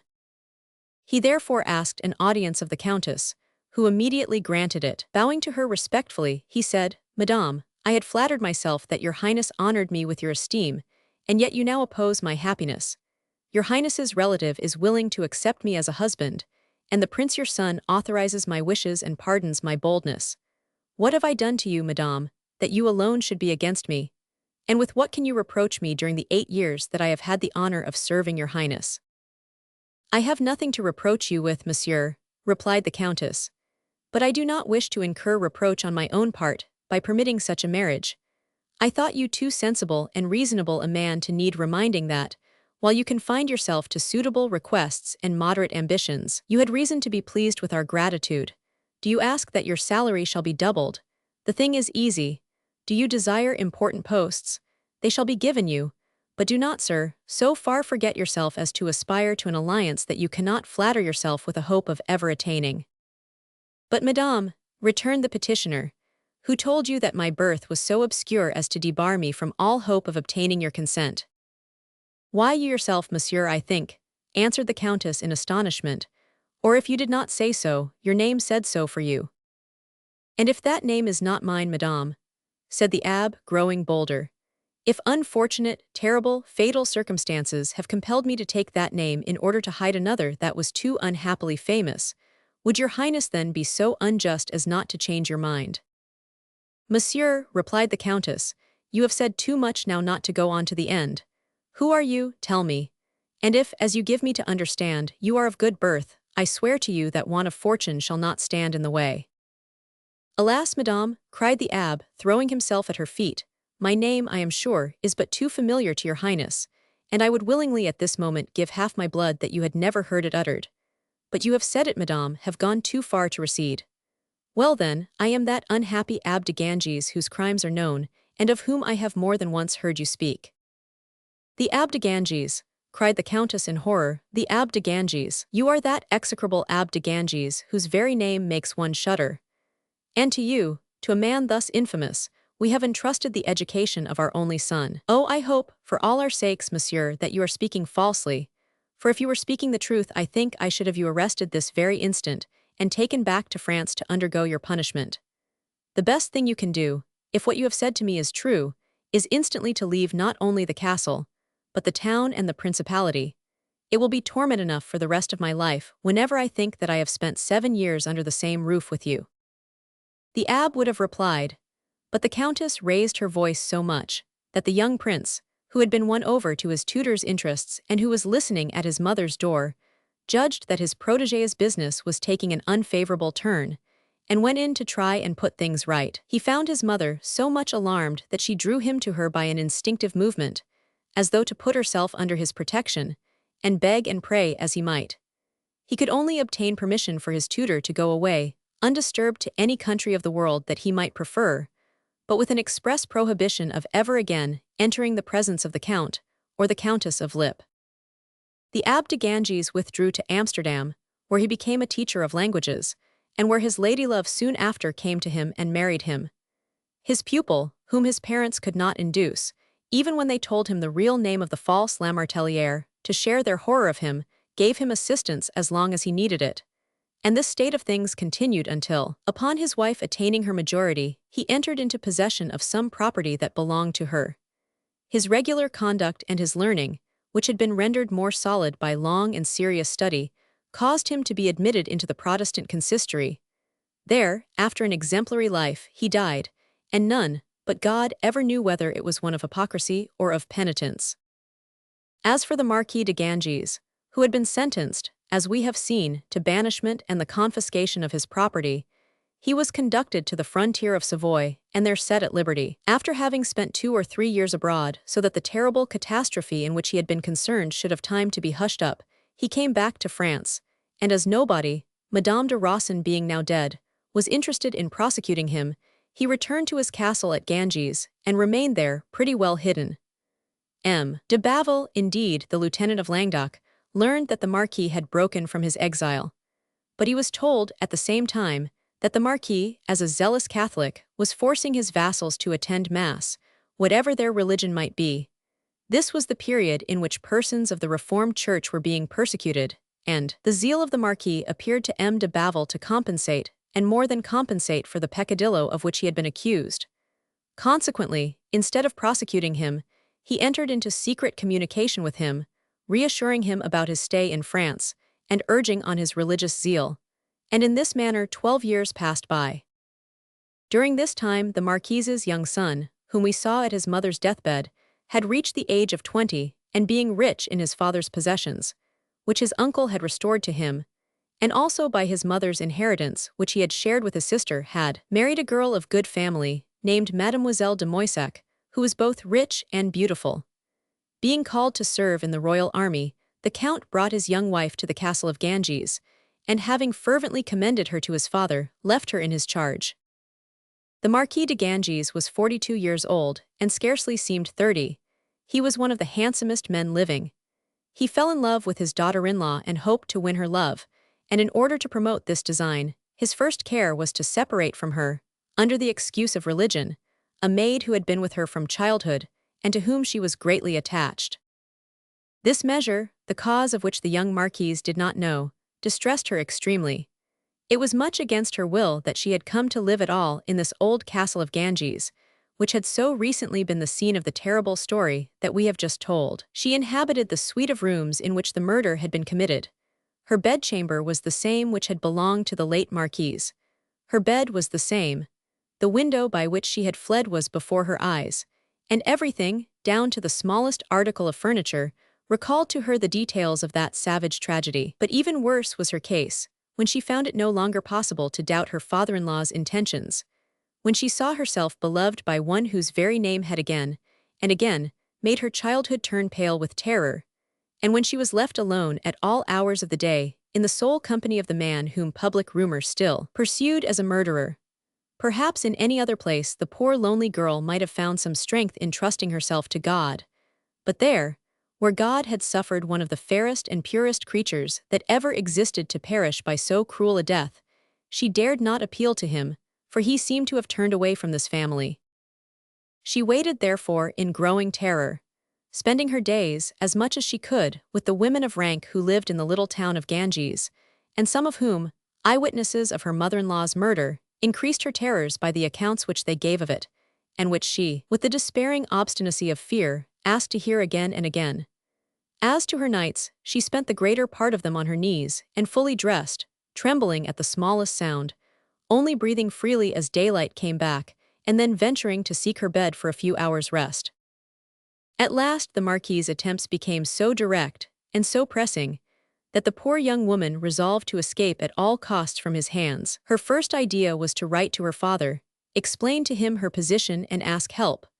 But her father had not long been a Catholic, and had suffered much on behalf of the Reformed religion, and on these accounts, it was clear that her letter would be opened by the Marquis on pretext of religion, and thus that step, instead of saving, might destroy her. She had thus but one resource.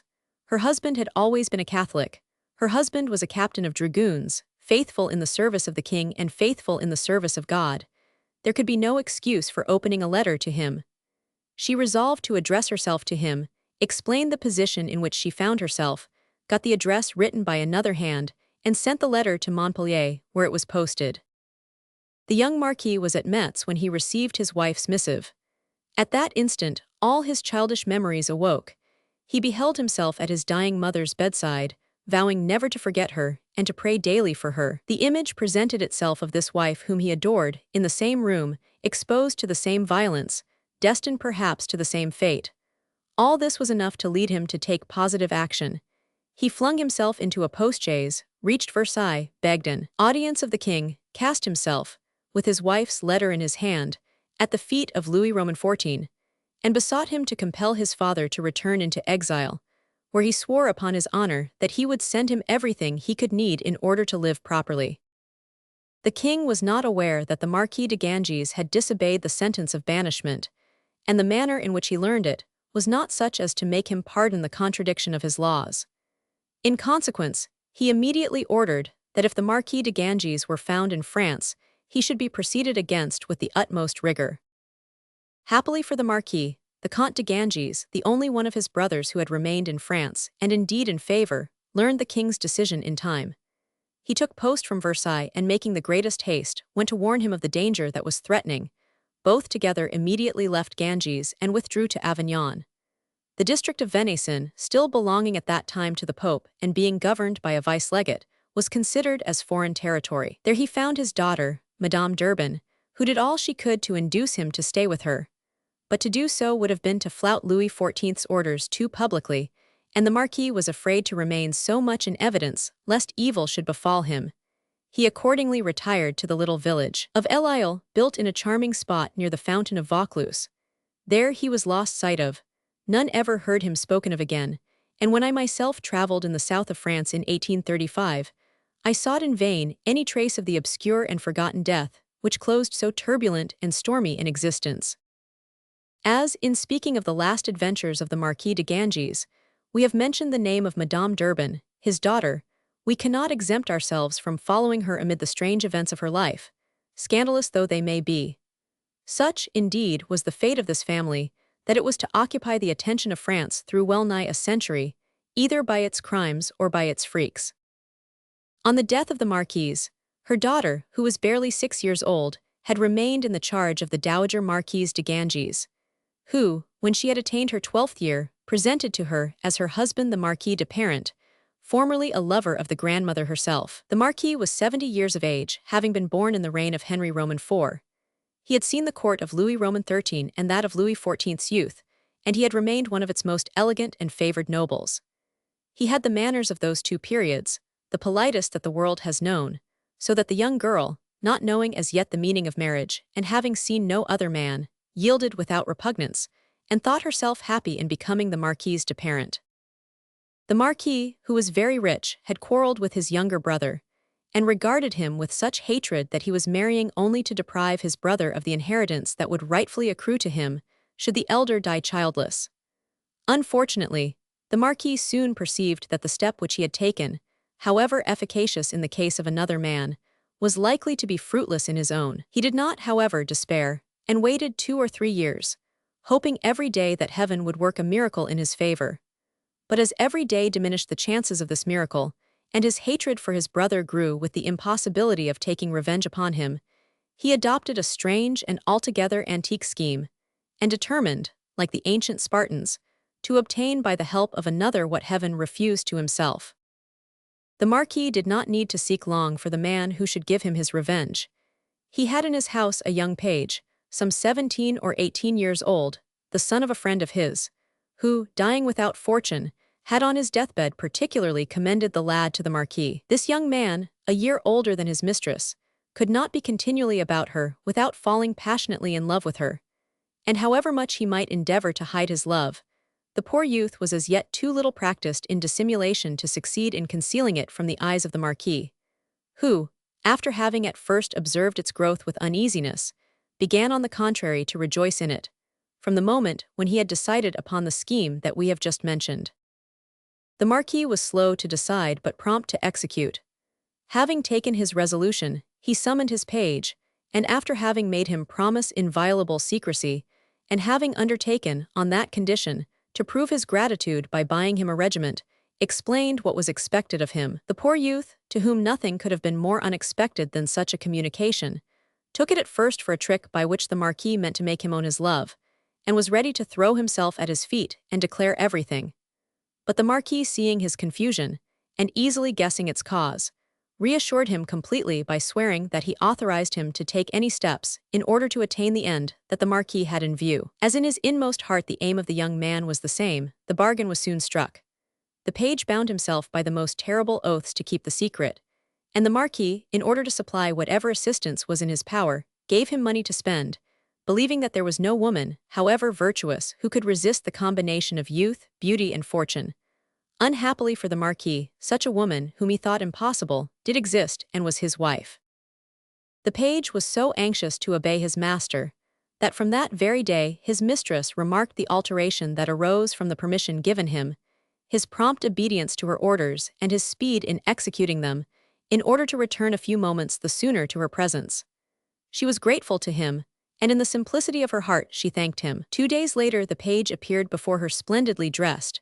She observed and remarked upon his improved appearance, and amused herself in conning over all the parts of his dress, as she might have done with a new doll. All this familiarity doubled the poor young man's passion, but he stood before his mistress, nevertheless, abashed and trembling, like Cherubino before his fair godmother. Every evening the Marquis inquired into his progress, and every evening the page confessed that he was no farther advanced than the day before. Then the Marquis scolded, threatened to take away his fine clothes, to withdraw his own promises, and finally to address himself to some other person. At this last threat the youth would again call up his courage, and promise to be bolder tomorrow, and on the morrow would spend the day in making 1,000 compliments to his mistress's eyes, which she, in her innocence, did not understand. At last, one day, Madame de Parent asked him what made him look at her thus, and he ventured to confess his love. But then Madame de Parent, changing her whole demeanor, assumed a face of sternness and bade him go out of her room.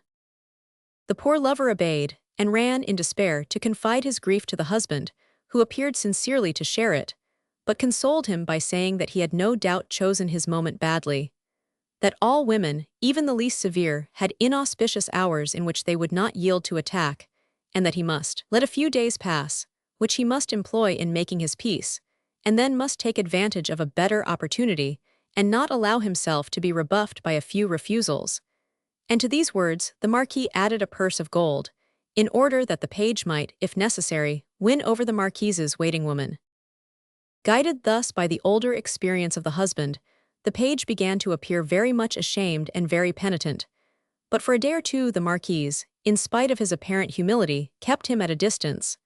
At last, reflecting no doubt, with the assistance of her mirror and of her maid, that the crime was not absolutely unpardonable, and after having reprimanded the culprit at some length, while he stood listening with eyes cast down, she gave him her hand, forgave him, and admitted him to her companionship as before. Things went on in this way for a week. The page no longer raised his eyes and did not venture to open his mouth, and the Marquise was beginning to regret the time in which he used to look and to speak, when, one fine day while she was at her toilet, at which she had allowed him to be present, he seized a moment when the maid had left her alone, to cast himself at her feet and tell her that he had vainly tried to stifle his love, and that, even although he were to die under the weight of her anger, he must tell her that this love was immense, eternal, stronger than his life. The Marquise upon this wished to send him away as on the former occasion, but instead of obeying her, the page, better instructed, took her in his arms. The Marquise called, screamed, broke her bell rope. The waiting maid, who had been bought over, according to the Marquis's advice, had kept the other women out of the way and was careful not to come herself. Then the Marquise, resisting force by force, freed herself from the page's arms, rushed to her husband's room, and there, bare-necked, with floating hair, and looking lovelier than ever, flung herself into his arms and begged his protection against the insolent fellow who had just insulted her. But what was the amazement of the Marquise, when, instead of the anger which she expected to see break forth, the Marquis answered coldly that what she was saying was incredible, that he had always found the young man very well behaved, and that, no doubt, having taken up some frivolous ground of resentment against him, she was employing this means to get rid of him. But he added, whatever might be his love for her and his desire to do everything that was agreeable to her, he begged her not to require this of him, the young man being his friend's son, and consequently his own adopted child. It was now the Marquise who, in her turn, retired abashed, not knowing what to make of such a reply, and fully resolving, since her husband's protection failed her, to keep herself well guarded by her own severity. Indeed, from that moment the Marquise behaved to the poor youth with so much prudery, that, loving her as he did, sincerely, he would have died of grief, if he had not had the Marquis at hand to encourage and strengthen him. Nevertheless, the latter himself began to despair, and to be more troubled by the virtue of his wife than another man might have been by the levity of his. Finally, he resolved, seeing that matters remained at the same point and that the Marquise did not relax in the smallest degree, to take extreme measures. He hid his page in a closet of his wife's bedchamber, and rising during her first sleep, left empty his own place beside her, went out softly, double-locked the door, and listened attentively to hear what would happen. He had not been listening thus for 10 minutes, when he heard a great noise in the room, and the page trying in vain to appease it. The Marquis hoped that he might succeed, but the noise increasing showed him that he was again to be disappointed. Soon came cries for help, for the Marquise could not ring, the bell ropes having been lifted out of her reach, and no one answering her cries. He heard her spring from her high bed, run to the door, and finding it locked rush to the window which she tried to open. The scene had come to its climax. The Marquis decided to go in, lest some tragedy should happen, or lest his wife's screams should reach some belated passerby, who next day would make him the talk of the town. Scarcely did the Marquise behold him when she threw herself into his arms, and pointing to the page, said, "Well, monsieur, will you still hesitate to free me from this insolent wretch?" "Yes, madame," replied the Marquis, "for this insolent wretch has been acting for the last 3 months not only with my sanction, but even by my orders." The Marquise remained stupefied. Then the Marquis, without sending away the page, gave his wife an explanation of all that had passed, and besought her to yield to his desire of obtaining a successor, whom he would regard as his own child, so long as it was hers.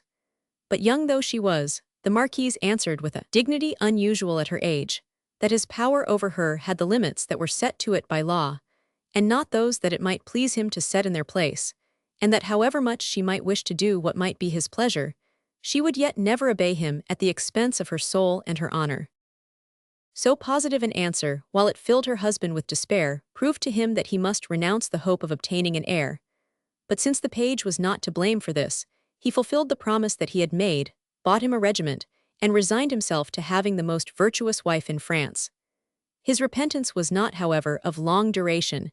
He died at the end of 3 months, after having confided to his friend, the Marquis d'Urban, the cause of his sorrows. The Marquis d'Urban had a son of marriageable age. He thought that he could find nothing more suitable for him than a wife whose virtue had come triumphantly through such a trial.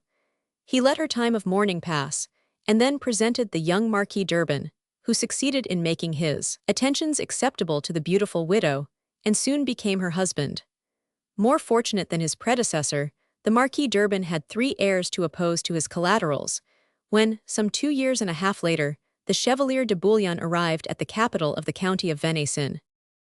The Chevalier de Bouillon was a typical rake of the period, handsome, young, and well-grown, the nephew of a cardinal who was influential at Rome, and proud of belonging to a house which had privileges of suzerainty. The Chevalier, in his indiscreet fatuity, spared no woman, and his conduct had given some scandal in the circle of Madame de Maintenon, who was rising into power. One of his friends, having witnessed the displeasure exhibited towards him by Louis Roman XIV, who was beginning to become devout, thought to do him a service by warning him that the king gardait une dent against him.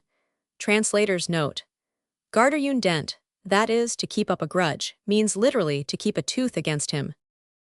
Pardieu, replied the Chevalier, I am indeed unlucky when the only tooth left to him remains to bite me.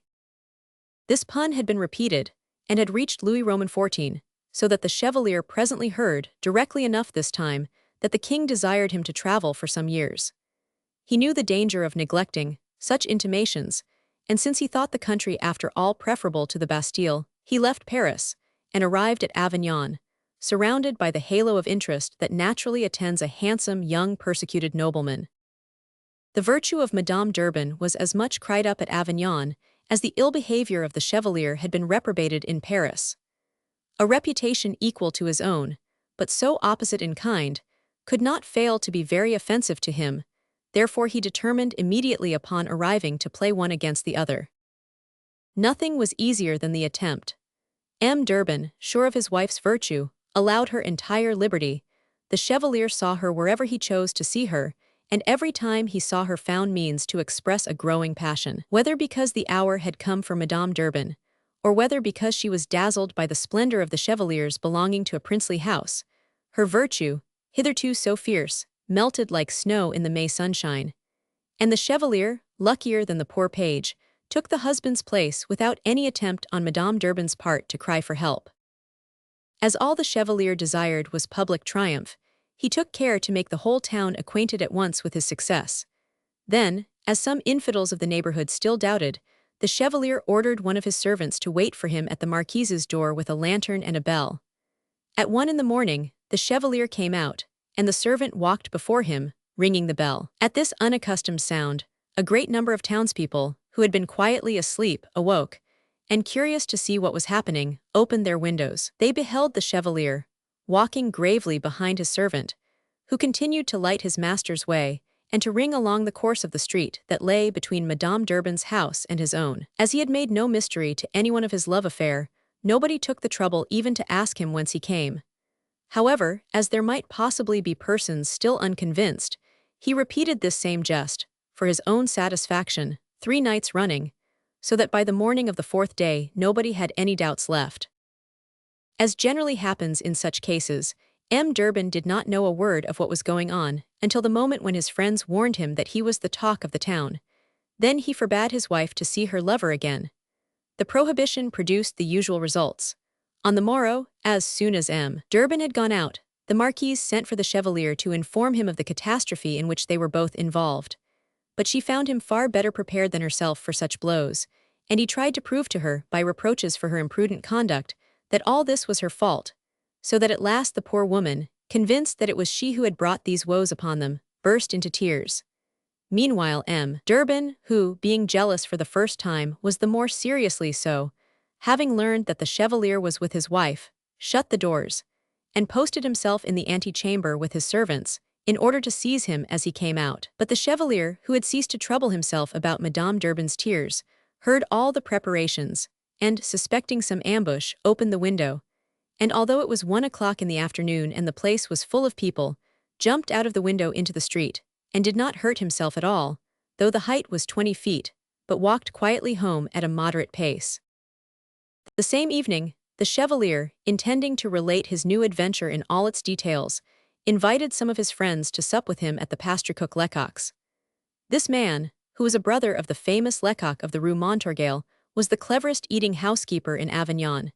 His own unusual corpulence commended his cookery, and when he stood at the door, constituted an advertisement for his restaurant. The good man, knowing with what delicate appetites he had to deal, did his very best that evening, and that nothing might be wanting, waited upon his guests himself. They spent the night drinking, and towards morning the Chevalier and his companions, being then drunk, espied their host standing respectfully at the door, his face wreathed in smiles. The chevalier called him nearer, poured him out a glass of wine and made him drink with them. Then, as the poor wretch, confused at such an honor, was thanking him with many bows, he said, "Pardieu, you are too fat for Lecoq, and I must make you a capon." This strange proposition was received as men would receive it who were drunk and accustomed by their position to impunity. The unfortunate pastry cook was seized, bound down upon the table, and died under their treatment. The vice-legate being informed of the murder by one of the waiters, who had run in on hearing his master's shrieks, and had found him, covered with blood, in the hands of his butchers, was at first inclined to arrest the chevalier and bring him conspicuously to punishment. But he was restrained by his regard for the Cardinal de Bouillon, the chevalier's uncle, and contented himself with warning the culprit that unless he left the town instantly, he would be put into the hands of the authorities. The chevalier, who was beginning to have had enough of Avignon, did not wait to be told twice, ordered the wheels of his chaise to be greased and horses to be brought. In the interval before they were ready, the fancy took him to go and see Madame d'Urban again. As the house of the Marquise was the very last at which, after the manner of his leaving it the day before, the chevalier was expected at such an hour, he got in with the greatest ease, and meeting a lady's maid, who was in his interests, was taken to the room where the Marquise was. She, who had not reckoned upon seeing the chevalier again, received him with all the raptures of which a woman in love is capable, especially when her love is a forbidden one. But the chevalier soon put an end to them, by announcing that his visit was a visit of farewell, and by telling her the reason that obliged him to leave her. The Marquise was like the woman who pitied the fatigue of the poor horses that tore Damien limb from limb. All her commiseration was for the chevalier, who on account of such a trifle was being forced to leave Avignon. At last the farewell had to be uttered, and as the chevalier, not knowing what to say at the fatal moment, complained that he had no memento of her, the Marquise took down the frame that contained a portrait of herself corresponding with one of her husband, and tearing out the canvas, rolled it up and gave it to the chevalier. The latter, so far from being touched by this token of love, laid it down, as he went away, upon a piece of furniture, where the Marquise found it half an hour later. She imagined that his mind being so full of the original, he had forgotten the copy, and representing to herself the sorrow which the discovery of this forgetfulness would cause him, she sent for a servant, gave him the picture, and ordered him to take horse and ride after the chevalier's chaise. The man took a post-horse, and, making great speed, perceived the fugitive in the distance just as the latter had finished changing horses. He made violent signs and shouted loudly, in order to stop the postilion. But the postilion having told his fare that he saw a man coming on at full speed, the chevalier supposed himself to be pursued, and bade him go on as fast as possible. This order was so well obeyed that the unfortunate servant only came up with the chaise a league and a half farther on. Having stopped the postilion, he got off his horse, and very respectfully presented to the chevalier the picture which he had been bidden to bring him. But the chevalier, having recovered from his first alarm, bade him go about his business, and take back the portrait, which was of no use to him, to the sender. The servant, however, like a faithful messenger, declared that his orders were positive, and that he should not dare go back to Madame d'Urban without fulfilling them. The chevalier, seeing that he could not conquer the man's determination, sent his postilion to a farrier, whose house lay on the road, for a hammer and 4 nails, and with his own hands nailed the portrait to the back of his chaise. Then he stepped in again, bade the postilion whip up his horses, and drove away, leaving Madame d'Urban's messenger greatly astonished at the manner in which the chevalier had used his mistress's portrait. At the next stage, the postilion who was going back asked for his money, and the chevalier answered that he had none. The postilion persisted.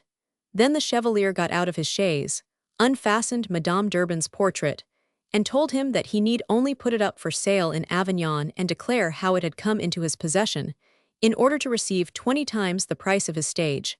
The postilion, seeing that nothing else was to be got out of the chevalier, accepted the pledge, and, following his instructions precisely, exhibited it next morning at the door of a dealer in the town, together with an exact statement of the story. The picture was bought back the same day for 25 louis. As may be supposed, the adventure was much talked of throughout the town. Next day, Madame d'Urban disappeared, no one knew whither, at the very time when the relatives of the Marquis were met together, and had decided to ask the king for a lettre de cachet. One of the gentlemen present was entrusted with the duty of taking the necessary steps, but whether because he was not active enough, or whether because he was in Madame d'Urban's interests, nothing further was heard in Avignon of any consequences ensuing from such steps. In the meantime, Madame d'Urban, who had gone to the house of an aunt, opened negotiations with her husband that were entirely successful, and a month after this adventure she returned triumphantly to the conjugal roof.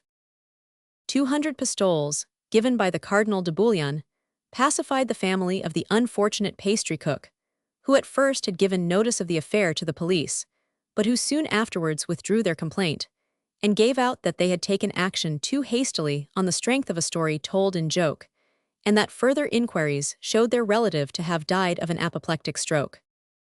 Thanks to this declaration, which exculpated the Chevalier de Bouillon in the eyes of the king, he was allowed, after traveling for 2 years in Italy and in Germany, to return undisturbed to France.